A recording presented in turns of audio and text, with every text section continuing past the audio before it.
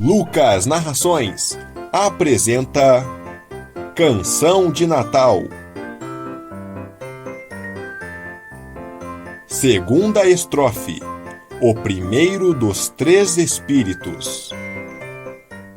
Quando Scrooge acordou, estava tão escuro que, olhando para fora da cama, teve dificuldade em distinguir a transparência da janela das paredes opacas de seu quarto. Ele estava se esforçando para atravessar a escuridão com os olhos, quando o carrilhão de uma igreja próxima tocou a hora. Para seu grande assombro, o sino pesado tocou 6, depois 7, depois 8 e assim sucessivamente até badalar 12 vezes. 12. Como se ele tinha ido para a cama depois das 2. O relógio estava errado. Um pedaço de gelo certamente havia danificado o aparelho. 12.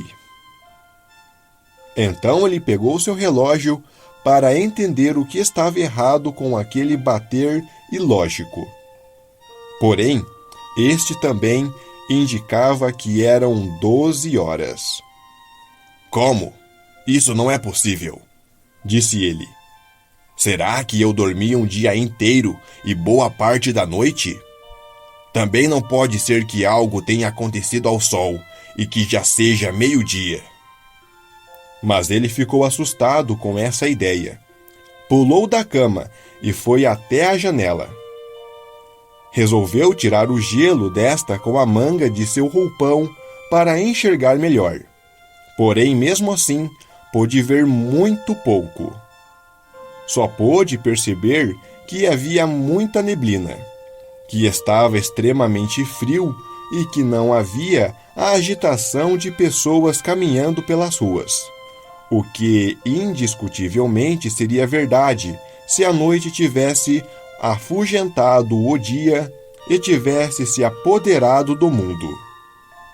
Essa constatação lhe trouxe grande alívio, pois acabara de assinar alguns papéis que diziam: 3 dias após a assinatura deste contrato, deverá ser pago ao Sr. Ebenezer Scrooge, ou a quem ele indicar, a quantia de... Ou seja, a transação teria se tornado um bônus americano, mero pedaço de papel, se já tivessem passado os 3 dias para seu resgate.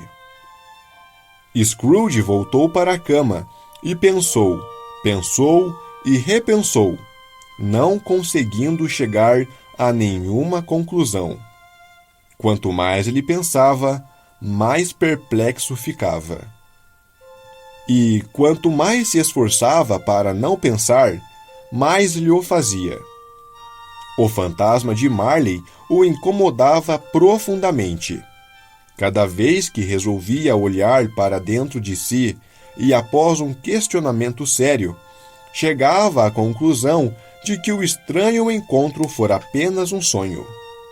Contudo, logo sua mente punha-se a voar novamente e voltava ao início da questão, apresentando o mesmo problema para ser trabalhado outra vez. Afinal, havia sido um sonho ou não?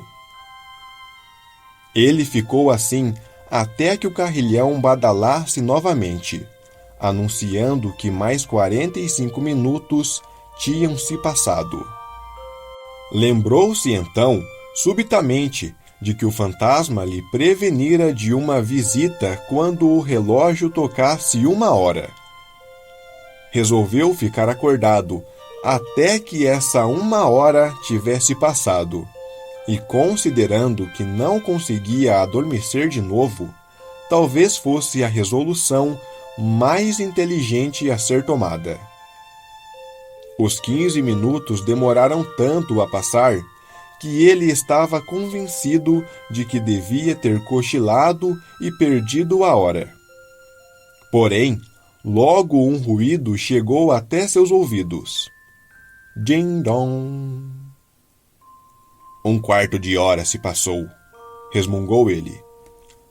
Ding-dong. Meia hora. Ding-dong. 1:45. Ding-dong. 1 hora. Triunfalmente, exclamou Scrooge. E nada mais. Foi o que ele disse antes de o carrilhão dar a última badalada. Esta agora soava de maneira profunda, sombria e melancólica, inequívoca e monotonamente dizendo: 1 hora.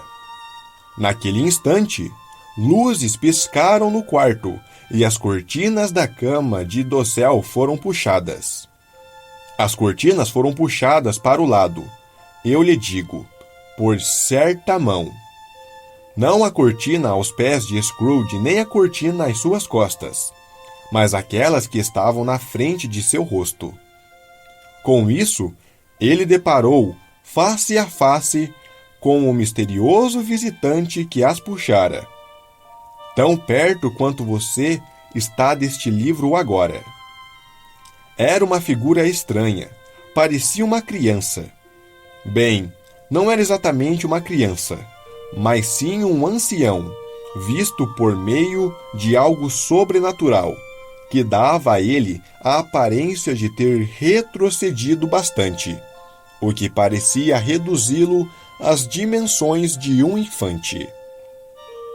O cabelo cobria o pescoço, descia pelas costas e era grisalho como o de um idoso. Mas sua face não tinha nenhuma ruga e a pele era macia. Os braços eram longos e musculosos, assim como suas mãos, demonstrando muita força. Suas pernas e pés, de formas muito delicadas, estavam expostos, assim como os membros superiores. Ele trajava uma túnica branca como a neve, e na cintura havia um cinto lustroso, que brilhava. Segurava um ramo de azevinhos frescos, e num paradoxo relativamente a esse símbolo do inverno, exibia flores de verão, as quais adornavam sua túnica. No entanto, o mais espantoso em tudo isso era que, do topo de sua cabeça, saía um jato de luz, que a tudo iluminava. Também havia debaixo do braço um chapéu, que provavelmente ele usava em algumas ocasiões funestas. Quando Scrooge olhou firmemente para ele, percebeu que seu cinto cintilava e faiscava primeiro de um lado, depois de outro. Em um lado que num momento era iluminado, no outro estava escuro, de maneira que a própria imagem flutuava. Ora se via um braço, ora uma perna. Em outro momento parecia que havia 20 pernas. Depois via-se um par de pernas sem cabeça para, em seguida, pasme, uma cabeça sem o corpo. Essas partes sumiam sem um contorno visível na obscuridade densa onde tudo desaparecia. E o milagre de tudo aquilo era que o espectro voltava a ser ele mesmo novamente, distinto e claro como sempre. O senhor é o espírito cuja visita me foi anunciada? Perguntou Scrooge. Sim, sou eu. A voz era suave e gentil, estranhamente fraca, embora, mesmo o espírito estando perto, sua fala parecesse soar longe. Quem e o que é você? Scrooge indagou. Eu sou o fantasma dos natais do passado.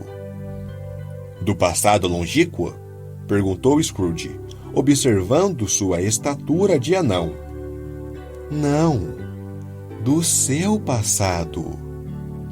Talvez, se alguém tivesse inquirido a razão do seu pedido, Scrooge não saberia explicar, mas naquele momento Ele desejou que o espírito colocasse o chapéu e implorou-lhe para que o fizesse.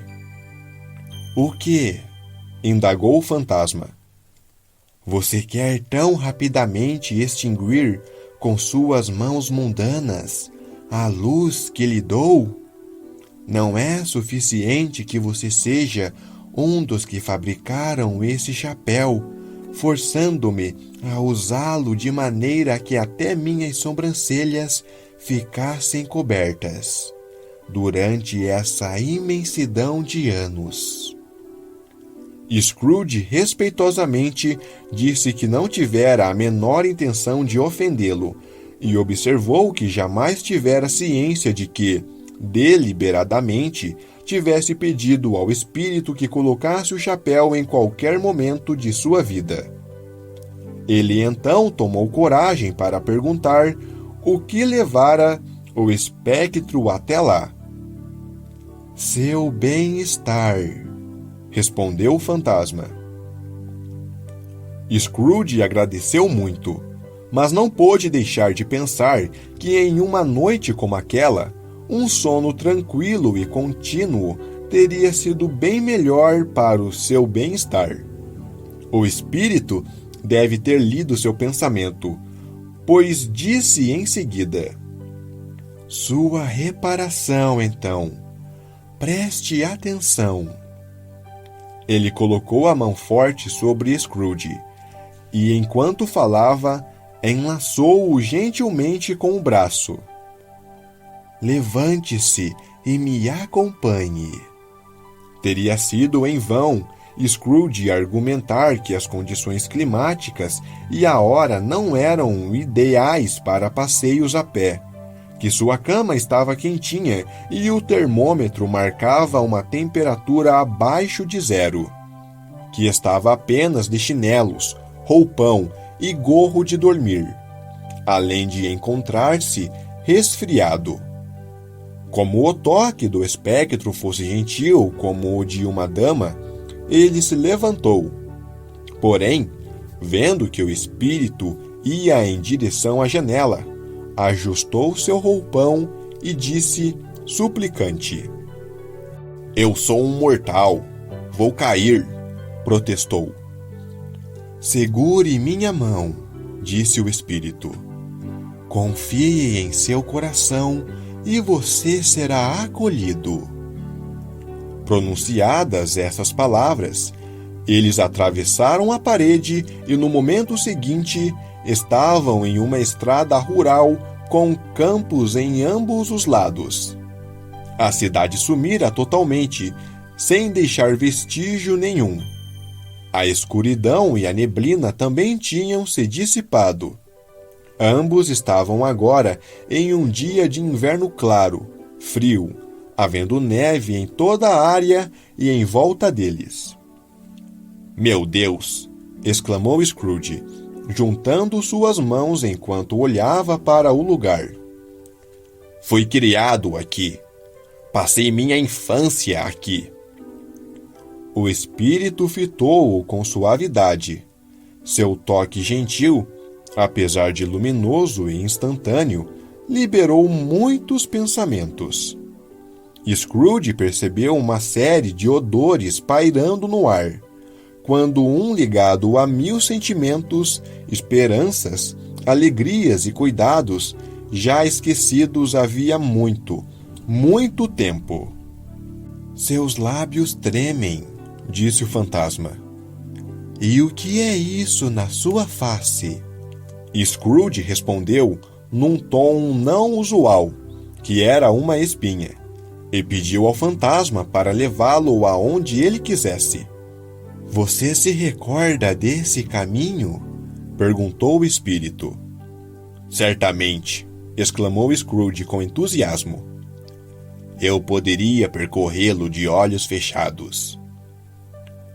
Estranho que você o tenha esquecido por tantos anos, observou o fantasma. Vamos. Juntos, eles caminharam pela estrada e Scrooge ia reconhecendo cada portão, cada poste e cada árvore. Um pequeno mercado surgiu ao longe, com a ponte, uma igreja e um rio sinuoso. Alguns pôneis passaram trotando, com uns meninos sobre eles, chamando outras crianças que vinham em carroças. Todos eles estavam felizes e gritavam um para o outro, enchendo o ar de alegria. Isso são apenas lembranças do passado, disse o fantasma. Eles não têm consciência de nossa presença entre eles agora. Os alegres viajantes passaram. Scrooge os conhecia e sabia o nome de todos. Ele se alegrou além de qualquer limite por vê-los. Esse salto ao passado fez seus olhos brilhar e seu coração saltar no peito. Ouviu com satisfação uns desejar aos outros Feliz Natal, quando saíam da estrada e iam para suas casas. O que significava o Natal para explicar o fato de que todos se cumprimentassem com um Feliz Natal. Que bem essa data festiva já fizera para Scrooge. A escola não está completamente deserta, alertou o fantasma. Uma criança solitária, rejeitada por seus amigos, ainda está lá. Scrooge disse, soluçando, que sabia. Eles deixaram a estrada principal e entraram em uma viela de que Scrooge se lembrava bem, logo se aproximando de uma casa de tijolos vermelhos, com um catavento sobre uma cúpula no telhado e uma campainha pendurada na porta que soava ao movimento do vento. Era uma casa grande, mas parecia meio abandonada, com vastos cômodos pouco utilizados, paredes úmidas e cobertas de musgo, janelas quebradas e portas apodrecidas. Aves cacarejavam e andavam nos estábulos, e a cocheira e o curral estavam cobertos por capim. O interior da residência não era mais bem conservado. Entrando no hall sombrio e dando uma olhada nas inúmeras salas pelas portas abertas, via-se que elas eram grandes, parcamente mobiliadas e frias.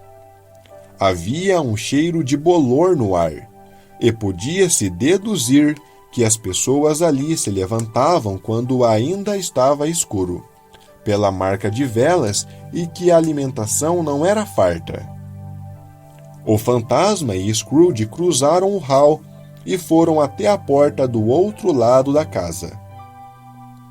Esta se abriu para eles e revelou uma longa sala de aula, vazia e melancólica, com uma fila de bancos e carteiras simples. Em uma dessas carteiras, um menino solitário estava lendo em frente a um fogo fraco.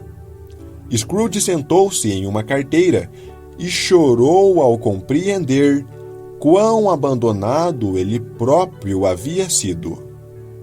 Não se ouviu nenhum eco na casa, nem um guincho de rato, nem um ruído de água a gotejar descongelando no quintal, nem um suspiro dos ramos das folhas de um desanimado chorão, nem o balançar sem propósito de uma porta da despensa vazia, nem um estalido da lareira, mas tão somente o coração abrandado de Scrooge dando passagem às suas lágrimas. O espectro tocou-o no braço e apontou para sua imagem enquanto criança, atento às suas leituras. De repente surgiu um homem do lado de fora da janela, trajado em vestimentas de estrangeiro, quase um nobre, admiravelmente real, com um machado preso à cintura, puxando pela mão um jumento carregado com madeira. Nossa, é Ali Baba! Scrooge exclamou em êxtase. É o velho e querido Ali Baba. É sim, eu sei. Ele veio para cá pela primeira vez na época de Natal, quando aquela solitária criança foi deixada ali sozinha. tal como essa. Pobre garoto. E Valentine, disse ele. e seu irmão briguento, Orson. Lá estão eles. Ele foi colocado em trajes sumários a dormir junto ao portão de Damasco. Você o vê? E o cavalariço do sultão virado de ponta cabeça pelo gênio. Eu gostei do castigo. Quem mandou que ele se casasse com a princesa? Ouvir Scrooge expressar-se entre o riso e o choro com tanto entusiasmo sobre tais temas e ver seu rosto emocionado e excitado, deixaria seus amigos negociantes da cidade bem surpresos. Ainda o papagaio, gritou Scrooge. corpo verde e rabo amarelo, com um penacho parecido com uma folha de alface saindo do topo da cabeça. Pobre Robinson Crusoe, quando voltou para casa depois de ficar por anos em uma ilha como um náufrago. Mas Robinson Crusoe, onde é que você estava, Robinson Crusoe? Ele pensou que tudo fosse um sonho, mas não era. Lá vai sexta-feira, lutando pela vida, correndo para o riacho. Olá! Então, em uma rápida transformação, totalmente alheia à sua natureza, disse com pena do seu eu anterior: Pobre menino! E chorou novamente. Eu queria...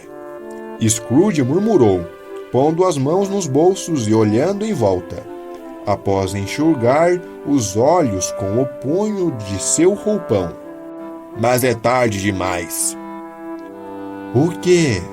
Perguntou o espírito. Não é nada, disse ele. Ontem à noite, o menino cantava canções de Natal na porta de meu escritório.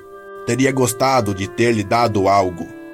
O fantasma sorriu com moderação e moveu suas mãos, dizendo: Vamos ver outro Natal. O eu anterior de Scrooge cresceu com essas palavras, e o quarto tornou-se mais escuro e sujo. A mobília encolheu, as janelas se quebraram, fragmentos do teto de gesso caíram e as ripas nuas apareceram instantaneamente. Como isso tudo aconteceu, Scrooge sabia tanto quanto você. A única coisa que ele captou é que tudo ocorrera de fato, assim, e que ele estava sozinho novamente, quando todos os outros meninos tinham ido felizes para suas casas comemorar as festas. Agora ele não estava lendo, mas andando para cima e para baixo angustiadamente. Agora ele não estava lendo, mas andando para cima e para baixo angustiadamente. Scrooge fitou o fantasma, balançando tristemente a cabeça, e olhou, ansioso, em direção à porta. Esta se abriu, e uma pequena menina bem mais jovem que o rapaz entrou correndo, jogando-se sobre ele, abraçando-o e dizendo: Ó, meu querido irmão, adivinhe só, vim para levá-lo para casa.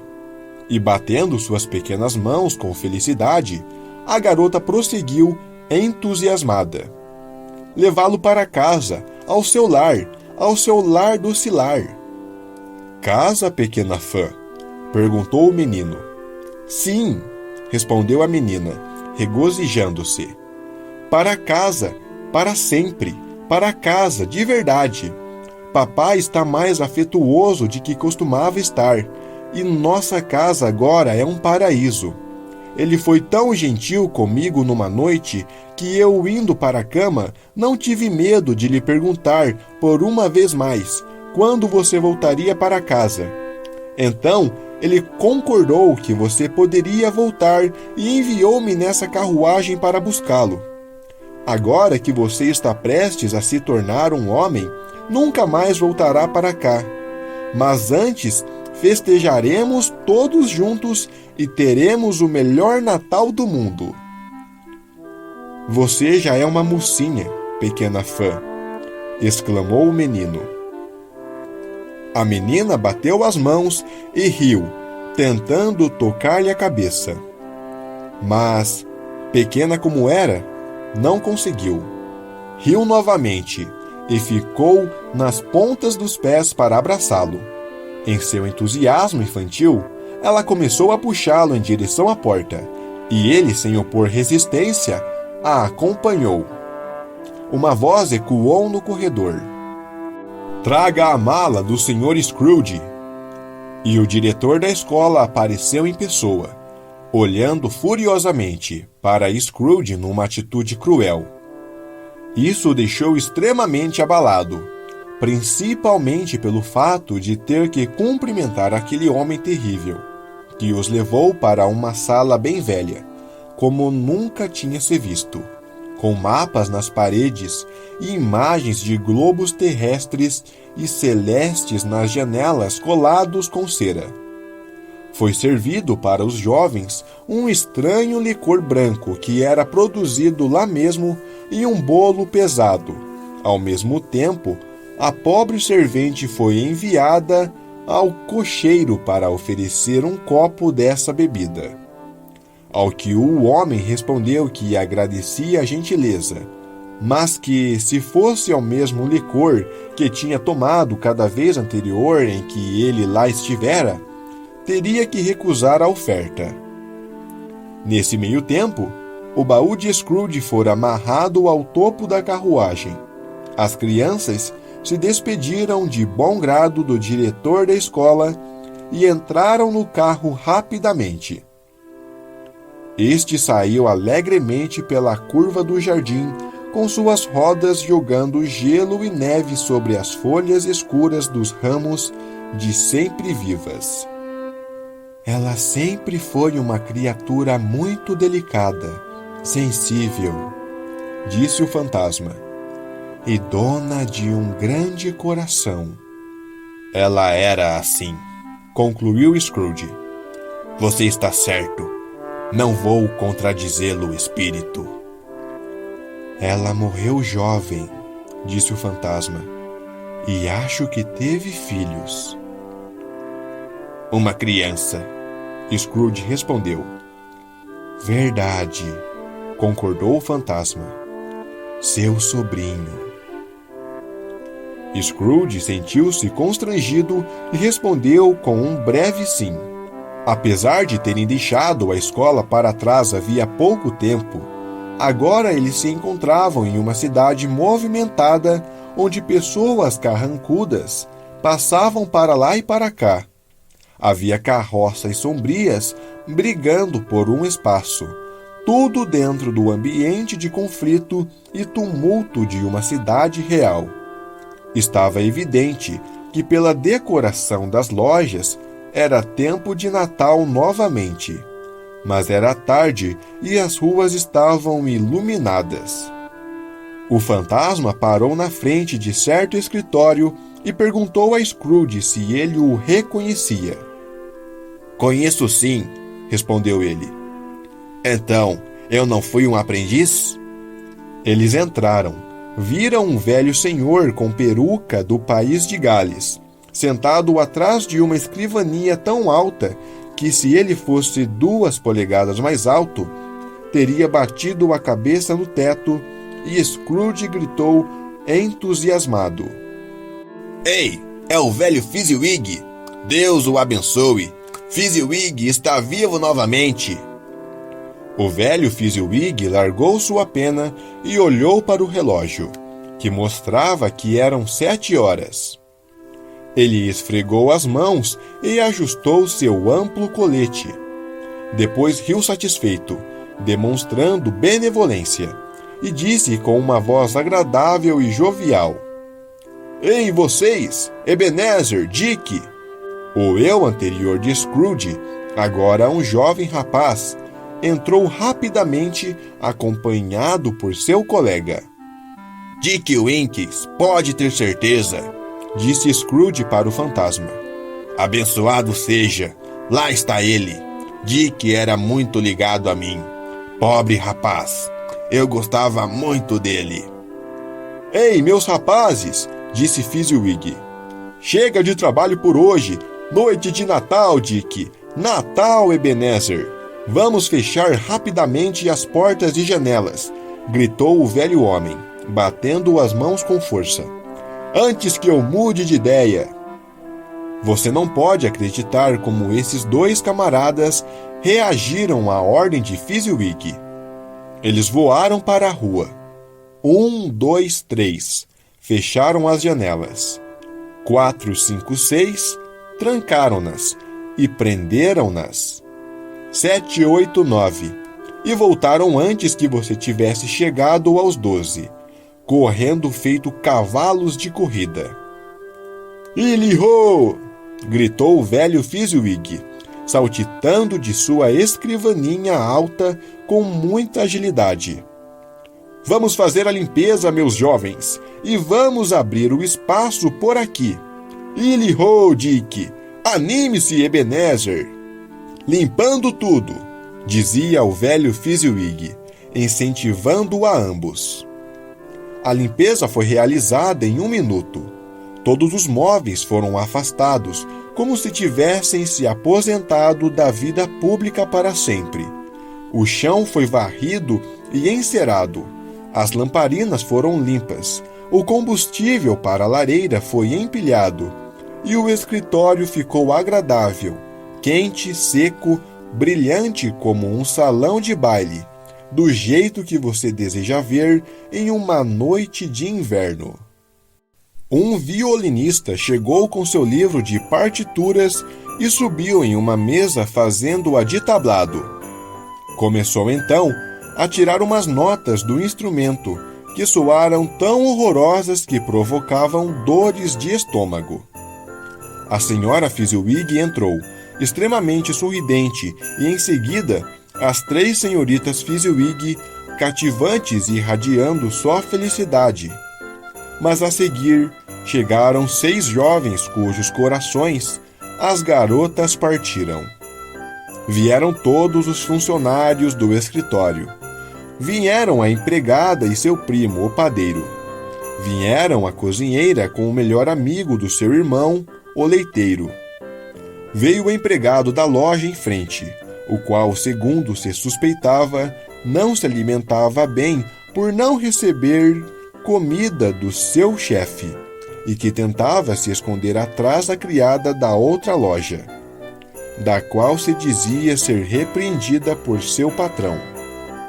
Vieram todos, um depois do outro, alguns envergonhados, outros extrovertidos, alguns elegantemente, outros desastradamente, alguns tímidos, outros encantadores.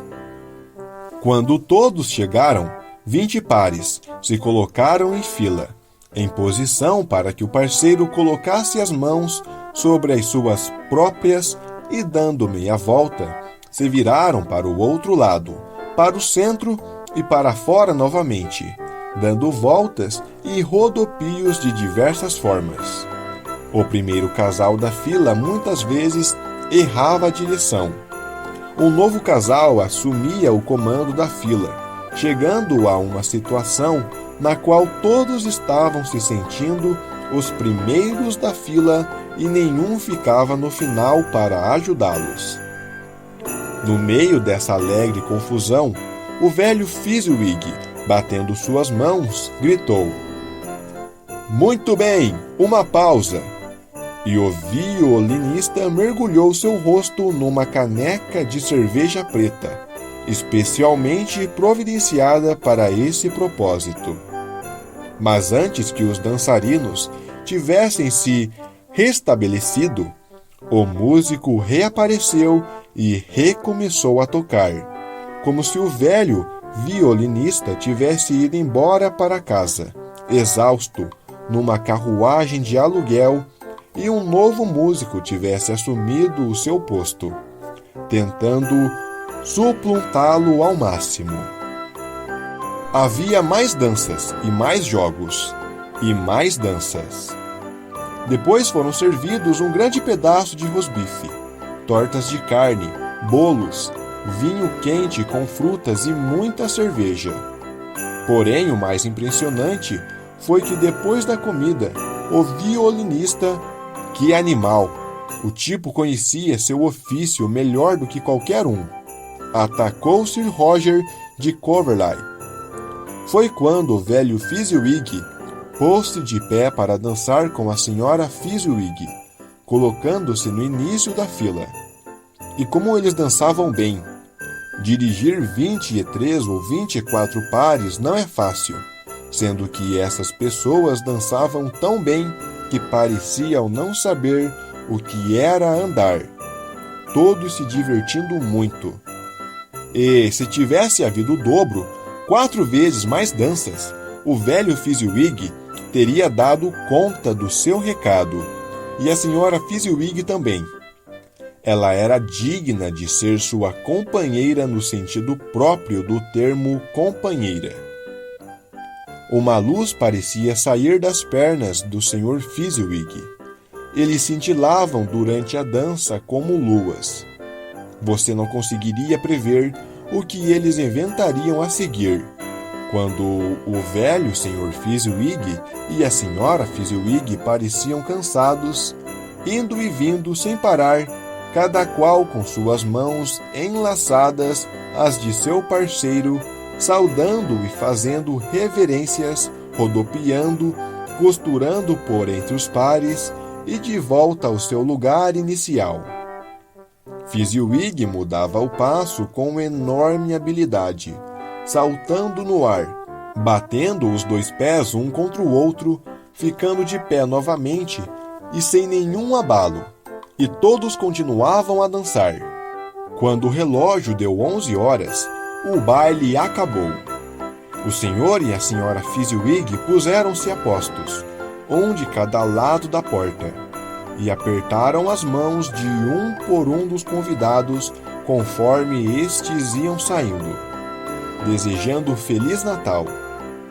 Quando todos tinham se retirado, disseram Feliz Natal para os 2 aprendizes que, com as vozes animadas, morrendo ao longe, foram para a cama que ficava no fundo do escritório, debaixo de um balcão. Por todo esse tempo, Scrooge parecia um insano. Seu coração e mente estavam na cena, juntamente com seu eu anterior. Ele participava de tudo, relembrava tudo, se divertia com tudo e sentia-se animado. Só quando a face brilhante de seu eu anterior e a de Dick se apagaram, é que ele se lembrou do fantasma, que tinha a luz em torno da cabeça brilhando forte. Tão pouca coisa, disse o fantasma, para fazer essas pessoas humildes sentir tanta gratidão. Pouca coisa, retrucou Scrooge. O espírito disse, comentando o que diziam os 2 aprendizes, que estavam com o coração transbordando, enaltecendo Fezziwig. Por que tudo isso? Ele não gastou mais do que poucas libras esterlinas do seu dinheiro de mortal. Talvez 3 ou 4. Isso é coisa para se agradecer e enaltecer tanto? Perguntou o fantasma. Não é assim, respondeu Scrooge, aquecido pela observação e falando inconscientemente com seu eu anterior, e não como o atual. Não é nada disso. Ele tem a capacidade de nos alegrar ou entristecer, de tornar nosso trabalho fulgente ou fatigante, um prazer ou algo extenuante. Esse poder se situa nas suas palavras e olhares, em detalhes pequenos e insignificantes, mas que são impossíveis de ser somados ou contabilizados. A felicidade que ele espalha é tão valiosa quanto qualquer fortuna. Ele olhou para o espírito e parou. Qual o problema? Perguntou o fantasma. Nada de especial, murmurou Scrooge. Acho que tem algo sim, insistiu o fantasma. Não, disse Scrooge. Não, eu gostaria de dizer algo para meu escrituário agora. Só isso. Seu eu anterior apagou as luzes quando ele exprimiu esse desejo, e Scrooge e o fantasma mais uma vez se encontraram a céu aberto. Meu tempo é curto, observou o espírito. Apresse-se. Essas palavras não haviam sido endereçadas a Scrooge ou a qualquer um que este pudesse ver, mas produziram um efeito imediato. Novamente, Scrooge viu a si mesmo. Ele estava mais velho, um homem no apogeu de sua vida. Seu rosto não tinha a rudeza e as linhas dos anos posteriores. Porém, já começavam a aparecer nele os sinais de preocupação e avareza. Seus olhos transmitiam avidez, mesquinharia como um sentimento enraizado, sombra de algo maior. Ele não estava só, mas sim sentado ao lado de uma jovem vestida de luto, em cujos olhos havia lágrimas que refletiam a luz que saía do fantasma dos natais do passado. Isso pouco importa, ela respondeu suavemente. Outro ídolo tomou meu lugar, e eu não teria razões de estar de luto se acreditasse que isso o confortará. Como eu poderia fazer no futuro? Mas que ídolo tomou seu lugar? Ele a inquiriu. Um bezerro de ouro. Mas essa é a realidade do nosso mundo, ele disse. Não há nada pior do que a pobreza, e não se deve condenar com tal severidade quem busca a fortuna. Você teme demais a vida, ela respondeu. Todos os seus outros sonhos imergiram dentro do medo da repreensão sórdida. Você teme demais a opinião dos outros. Vi suas nobres aspirações cair uma a uma, até que essa obsessão maior, a sede do lucro, tomou-o por inteiro. Qual o quê? Ele retrucou. Mesmo se eu tivesse me tornado mais sensato, qual o problema? Não mudei minha relação com você. Ela balançou a cabeça. Mudei? Temos um antigo contrato, feito quando ambos éramos pobres e contentes por sê-lo, até que conseguimos aumentar nossa fortuna graças ao nosso diligente esforço. Você mudou. Quando fizemos nosso acordo, você era outro homem. Eu era um menino, replicou ele, impacientemente. Seus sentimentos o contradizem, ela respondeu. Sou íntegra. Você prometeu cuidar de minha felicidade quando estávamos afetivamente unidos. Contudo, nada restou disso, agora que nossos corações se separaram. Por quantas vezes, de forma tão entusiástica, pensei nisso. Chega de ficar batendo na mesma tecla. Quero me separar. Você acha que alguma vez falei em separação? Em palavras? Não, nunca. Então, como expressei essa ideia? Ao mudar seu modo de ser, ao mudar o seu espírito, ao ter outra atitude para com a vida, outras esperanças, ao mudar tudo pelo que me apaixonei, seus valores e seu ponto de vista, como se nunca tivesse havido uma sintonia entre nós, disse a garota, olhando docemente, porém com firmeza para ele. Diga-me, você pretende me conquistar novamente? É claro que não. Ele pensou em admitir a veracidade dessa suposição, apesar de isso depor contra ele próprio. Contudo, disse duramente: Você pensa que não? Eu pensaria alegremente o contrário se conseguisse. Ela respondeu: Tenho os céus por testemunha. Desde que cheguei a essa conclusão, sei como preciso ser forte para mantê-la. Mas se você fosse um homem livre, acredito que você não buscaria uma moça sem dote. Você, que pesa tudo com o lucro que vai ter. Eu o livro das obrigações para comigo, de todo o coração, que um dia já foi seu por inteiro. Ele quase disse algo, mas ela se virou e ainda acrescentou: Você vai, pela memória do que no passado eu espero que você tenha desejado, sofrer por causa disso. Por um pequeno lapso de tempo, vai liberar as recordações alegres de um sonho inaproveitado do qual você acordou. Espero que seja feliz com a vida que escolheu. Ela o deixou, e Scrooge e o fantasma partiram. Espírito, disse Scrooge, não me mostre mais nada. Leve-me para casa. Por que você sente tanto prazer em me torturar? Veremos uma sombra a mais, exclamou o fantasma. Chega! Gritou Scrooge. Não desejo ver mais nada. Porém, o incansável fantasma, tomando-o pelos 2 braços, forçou-o a observar o que acontecia em seguida. Eles estavam em outra cena, uma sala, não muito grande ou bonita, mas bem confortável. Próximo à lareira acesa, estava sentada uma bela moça, parecida com esta última, o que levou Scrooge a acreditar que fosse a mesma. Agora, ela era uma respeitável mãe de família e estava sentada diante de sua filha.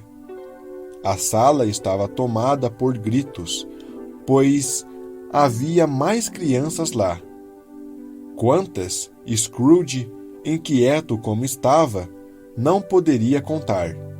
E ao contrário do rebanho do célebre poema de William Wordsworth, não eram 40 crianças a se comportarem como uma, mas cada criança se comportava como se fosse 40.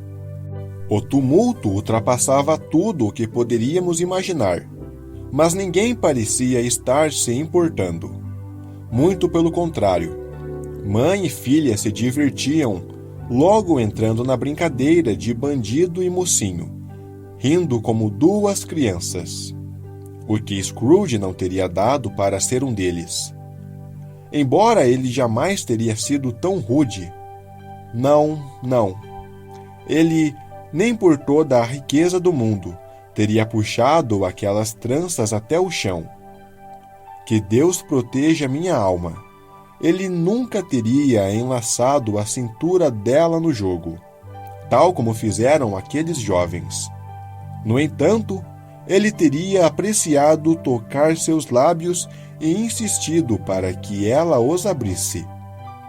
Fitaria os longos cílios que envolviam aquele olhar singelo. Soltaria os cabelos sedosos, o que seria uma lembrança para além de qualquer preço. Enfim, ele teria gostado de ter a liberdade de ser uma criança e também ser homem o bastante para compreender o valor disso. Todavia, um bater à porta interrompeu a brincadeira, e, lideradas por ela, que sorridente, assumiu o comando do grupo. Todas as crianças foram cumprimentar o pai, que chegou em casa coberto de brinquedos e presentes de Natal. Em seguida, com algazarra, um ataque foi feito sobre o indefeso portador. As crianças utilizaram cadeiras como escadas para mergulhar em seus bolsos, despojando-o dos pacotes de papel marrom, pegando-o firmemente pela gravata, enlaçando-o pelo pescoço, batendo em suas costas e pernas com um irrepreensível afeto. Os gritos de admiração e deleite aumentavam assim que cada pacote era aberto. De repente, o anúncio de que o bebê fora visto colocando uma frigideira de brinquedo na boca e a suspeita de que ele tivesse engolido um peru fictício colado sobre uma travessa de madeira interrompeu a atividade de desembrulhar os presentes. Momentos depois, um imenso alívio tomou conta de todos ao se descobrir que tudo não passara de um alarme falso. A alegria, a gratidão e a empolgação foram igualmente indescritíveis. Conforme seu tamanho, pouco a pouco, cada criança, uma a uma, ia saindo da sala e subindo por uma escada, dirigindo-se para sua respectiva cama. Scrooge olhou atentamente para o dono da casa, com sua filha carinhosamente encostada nele, sentado com a esposa, em casa. Foi quando ele pensou que aquela criança tão graciosa e tão cheia de vida poderia tê-lo chamado de pai. Como havia sido esse seu anseio? Assistir àquela cena foi como uma primavera no turvo inverno em que vivia agora. Belle, disse o marido, virando-se para a esposa com um sorriso. Vi um velho amigo seu essa tarde. Quem era? Adivinha. Como? Pois eu não sei. Ela apressou-se em dizer, sorrindo para ele. Ora, o Scrooge. Foi o Scrooge mesmo. Passei pelo escritório dele e vi pela janela que ele ainda não havia fechado. Já que tinha só uma vela acesa, pude vê-lo apenas de relance. Seu sócio está a ponto de morrer. Segundo ouvi dizer, Scrooge estava lá sozinho, parecendo o ser mais desamparado do mundo. Espírito, balbuciou Scrooge com uma voz alquebrada. Por favor, tire-me daqui. Avisei-lhe que essas são sombras de fatos que já aconteceram, disse o fantasma. Elas são o que foram. Não me culpe. Tire-me daqui, Scrooge exclamou. Eu não aguento mais. Voltou-se para o espírito e viu no rosto deste fragmentos de todas as faces que ele lhe mostrara. Deixe-me, leve-me de volta. Não me machuque mais. Scrooge pegou o chapéu do fantasma e, num gesto repentino, pressionou-o contra a cabeça deste, numa vã tentativa de apagar a luz que brilhava incessantemente. Mas, embora ele tivesse apertado com toda a sua força, não pôde nem assim esconder a luz que jorrava sobre ele em uma inundação ininterrompida.